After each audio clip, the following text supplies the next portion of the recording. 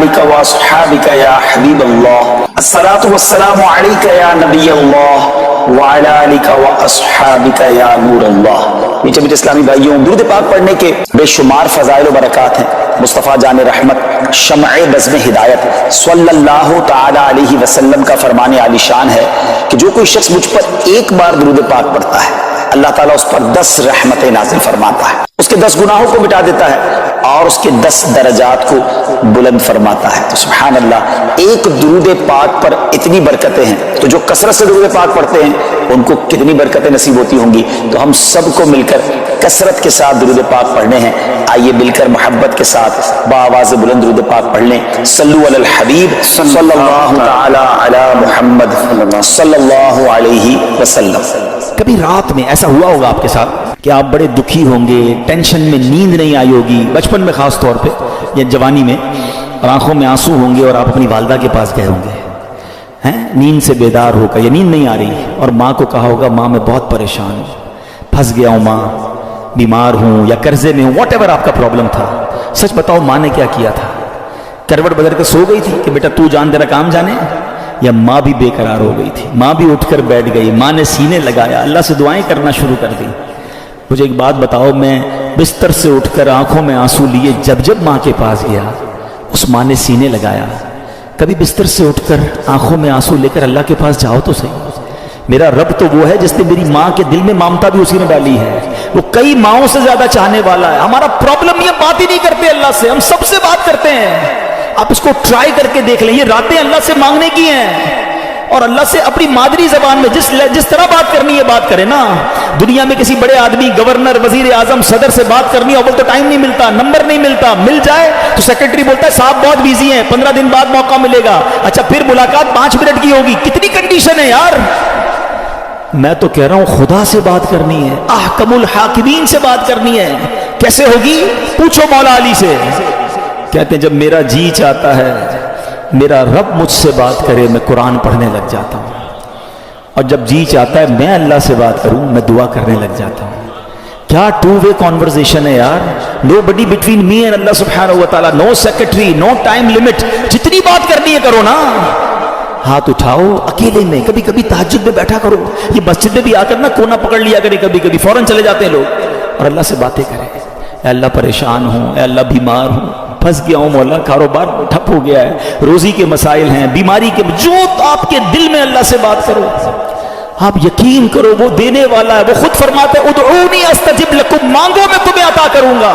جس دن اللہ پر آپ کا بھروسہ بڑھ گیا نا، آپ کو دعا کا لطف آ جائے گا۔ آپ اللہ سے، پتہ ہے ایک اور بڑی پیاری قرآن پاک کی آیت کا جز ہے، وہ کیا ہے؟ وَأُفَوِّضُ أَمْرِي إِلَى اللَّهِ، میں اپنے سارے کام اپنے رب کے سپرد کرتا ہوں۔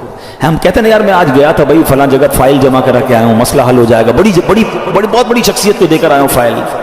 جب آپ یہ پڑھو گے نا تو دل سے آواز آئے گی فائل جمع کرا دی اللہ کی بارگاہ میں۔ آپ کے لیے زبردست وظیفہ لے کر آیا ہوں۔ تفسیر قرآن صراط الجنان کا مطالعہ کر رہا تھا، 22واں پارہ صراط الجنان پیج نمبر 143، اور یہ آیت نمبر ہے 26 سورہ سبا، اس کی تفسیر میں۔ تو کیا کمال کے دو اللہ تبارک و تعالیٰ کے ناموں سے خوبصورت وظائف ملے، الفتاح اور العلیم، یہ یاد کر لیجیے۔ علامہ اسماعیل حقی رحمۃ اللہ تعالی فرماتے ہیں الفتاح، یہ اسم مبارک کا خاصہ یہ ہے کہ اس کی برکت سے مشکلات آسان ہو جاتی ہیں، دل روشن ہو جاتا ہے اور کامیابی کے اسباب حاصل ہو جاتے ہیں۔ نماز فجر کے بعد جس نے سینے پر ہاتھ رکھ کر 71 ٹائمز اس اسم کو یعنی یا فتاح یہ پڑھا تو اس کا دل پاک اور منور ہو جائے گا، اس کا کام آسان ہو جائے گا، اور اس کی برکت سے رزق میں بھی وسعت ہوگی۔ اور دوسرا ہے العلیم، اس اسم مبارک کا خاصہ یہ ہے کہ اس کا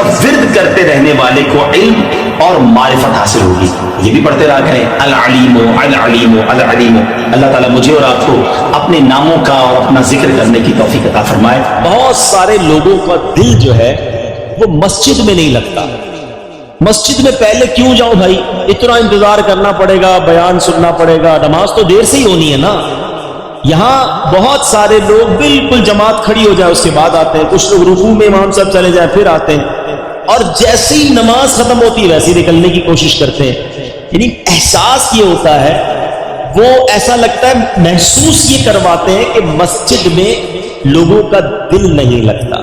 اور روایتوں میں مومن کی مثال دی گئی کہ مومن مسجد میں ایسا ہوتا ہے جیسا پانی کے اندر مچھلی ہوتی ہے. Fish in the water. مچھلی پانی میں کتنا پرسکون ہوتی ہے, اور مچھلی کو پانی سے نکال دیں تو بے چین بے قرار تڑپتی رہتی ہے.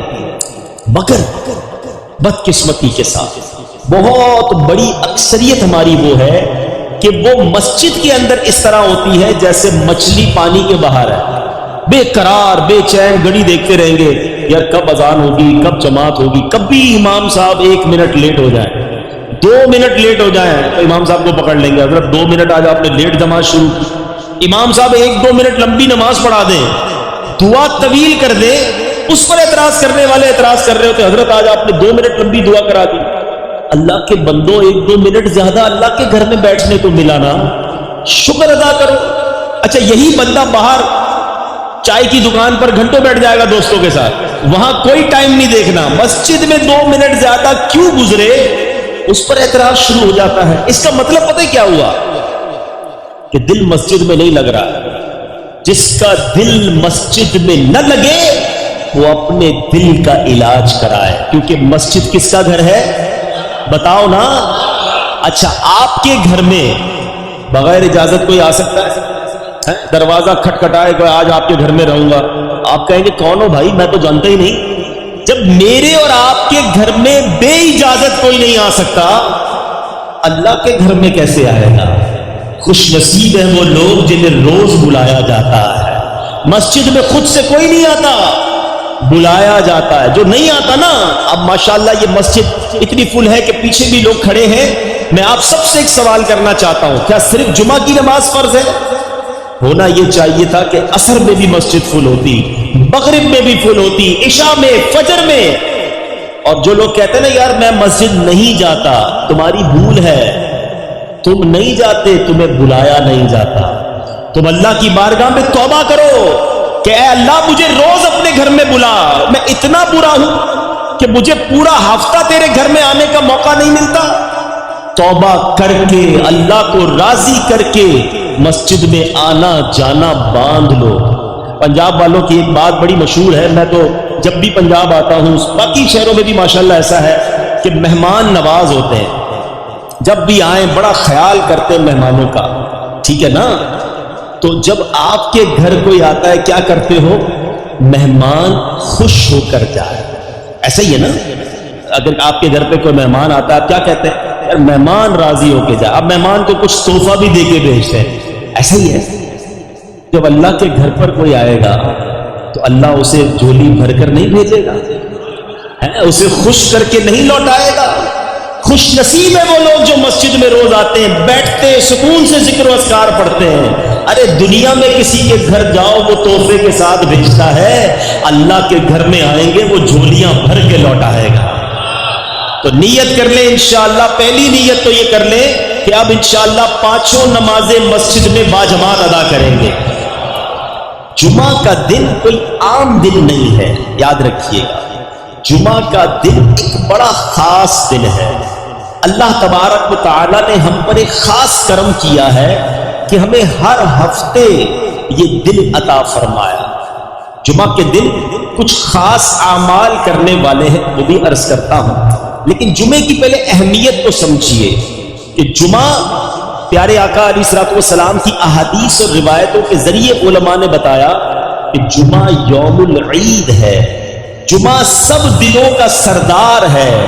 جمعہ کے روز جہنم کی آگ نہیں سلگائی جاتی. جمعہ کی رات دوزخ کے دروازے نہیں کھلتے.